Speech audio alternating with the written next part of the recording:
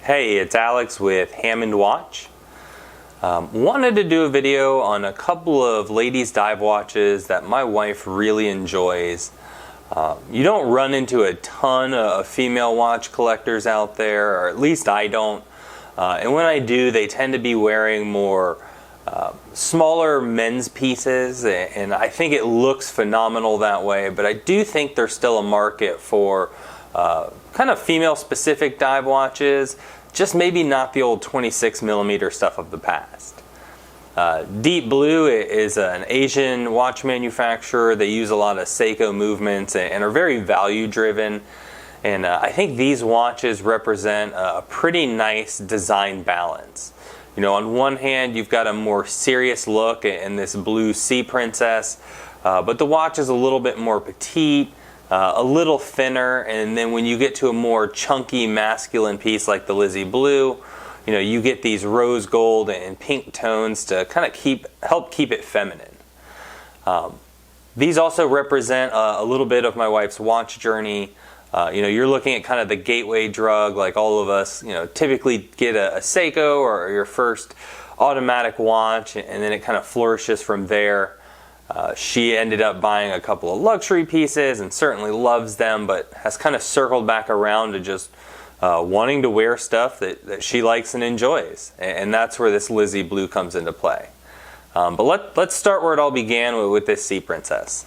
One of the best aspects of this watch is its sizing. At 34mm, the case is wide enough to give you that robust tool watch feel, but at the same time it's petite enough to be clearly a women's watch. They used a quartz movement which allows them to keep the profile really thin at 10mm, and then you have a well-proportioned 4.5mm crown.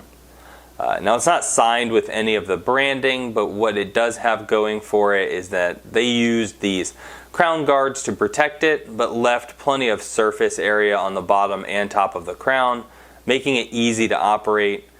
It is screw down, so you'll have to unscrew it to set the time and then screw it back in to regain your water resistance of 200 meters. That means you're suitable to do anything in this watch all the way up through scuba diving. It's not really going to be something that you have to worry about getting harmed. Your lug to lug is 39.6mm, which is a nice kind of tight size, you know, very much in the vein of what Seiko tries to do in keeping things petite so they're accessible for most wrists. And then one of the more important measurements is the 16mm lug width. This comes on a stainless steel bracelet. It is hollow end links, folded links, and a pressed clasp. It is not of high quality, and I don't recommend it. But we picked up one of these. It's a Barton Silicone Elite strap. You know, I think they're 25 bucks. Threw it on here, and it's quickly become the go-to kind of sports watch in my wife's collection. The cased back is also screwed down as part of that water resistance, and you'll notice, you know, they did general specifications around the outside, but A for effort and just putting something on the back that, you know, is a little bit feminine and different and outside of what they typically do. So you have this nice mermaid design, and you can see the wave pattern throughout. I think it looks really nice. Behind that case back is a Seiko V12 movement. That means you're going to be plus or minus 20 seconds a month. Also, love that they did a sapphire crystal, meaning you're not going to have to worry about getting this all scratched up. And you have a really nice 60-click bezel. You know, I prefer a 90 or a 120, but in general, it really doesn't matter. The biggest thing with any bezel is just the alignment, and they did a pretty good job here. You know, not quite perfect, maybe offset to the right just a hair, but in general, I think it's a very appealing watch. You know, it's very vintage Citizen. You know, the hands feel very Citizen diver, as does the bezel, and I think they knocked it out of the park in making what could be a masculine design really fit feminine specifications. So in general, Deep Blue can be a little hit-miss with their lume application. On the Sea Princess, though, they did a really good job. You have nice even printing throughout the dial and a pretty vivid glow on the front end. You're going to get several hours of low light visibility, Not quite the longevity of Seiko LumiBrite, but for the cost, I mean, it puts them near the top of the class. So the Lizzy Blue is definitely one that it took some time for my wife to grow into. You know, this is a pretty chunky watch and obviously a very loud design.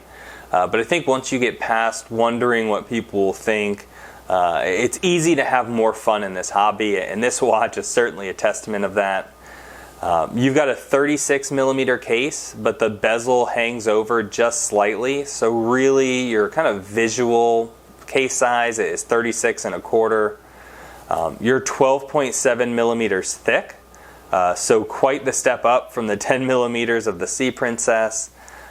You have a big 6.5 millimeter crown that is signed with the deep blue logo. And then on the opposite side of the case, you have a 5.5 millimeter helium escape valve.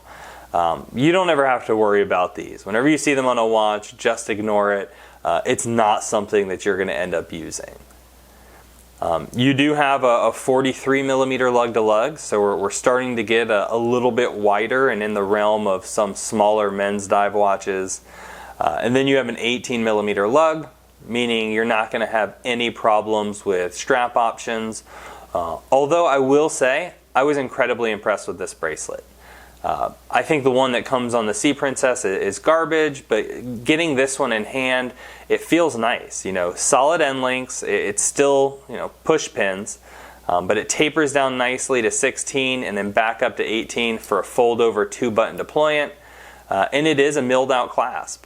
You know, you can see it, it's not perfect. There's a little bit of wiggle and play in there, but in general, A for effort. They also didn't bother to put a diver's extension in there, which I prefer just skipping it all together as opposed to having kind of a forced cheap one in there. Like the other watch, you know, you'll see they do the mermaid motif again, a little bit different this time with a bead blasted background. But they still do general specifications around the outside of that case back. Inside of the watch, they have upgraded to a Swiss Ronda 515 movement. That's -10 to +20 seconds per month. Swiss-made quartz movement, so super fun to get something that robust in a watch that's affordable. The bezel is very nice to operate, very grippy and easy with a satisfying click. And now it's 90 clicks instead of the 60 that you were getting on the Sea Princess. You also get a beautiful set of AR coating, and it's a lot more noticeable on this watch. Still a sapphire crystal, so you don't have to worry about scratches, but now you get kind of that little pop of blue that lets you know that that coating is there, and I think it looks incredibly sharp, especially when you're looking at this dial. This particular color variant too, this is the rose gold with pink abalone. Abalone is an incredibly attractive material. I like when they use it in dive watches. Sometimes it can pull away from the visibility or the legibility of the watch rather. But with this particular color being a little bit darker, it really doesn't pull away from anything at all. And I think it's a very just pretty design for what is a pretty chunky and otherwise masculine piece. So the lume application on the Lizzy Blue is okay. I like the nice icy blue hue. At the same time, it's just a weaker application than you get on the Sea Princess. You know, you're going to get a couple hours of low light visibility, but in general, it does fade to black pretty quickly. So let's talk about the pricing. Deep Blue is always running a 40% off coupon. You can usually find it just Googling around. You can sign up for their newsletter to get it, but in general, it's usually just the word deep or the word blue. And it means both of these watches are going to come in under $150 shipped. The more kind of modest design Sea Princess with its superior luminescence comes in at $140 after shipping. But the Lizzy Blue in this particular variant comes in at $110. They have more expensive versions, but if we're being honest, I think this is the most fun and attractive. Also, I think it represents a tremendous value.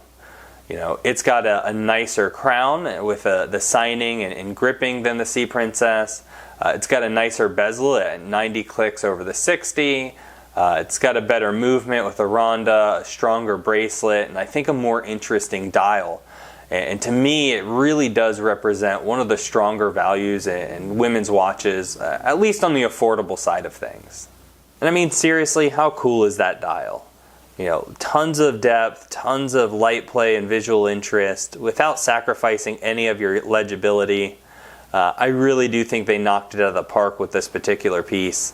I'm going to be reviewing a few of my wife's watches here over the next couple of weeks. So if you're in the market for one for your significant other or perhaps for yourself, consider subscribing.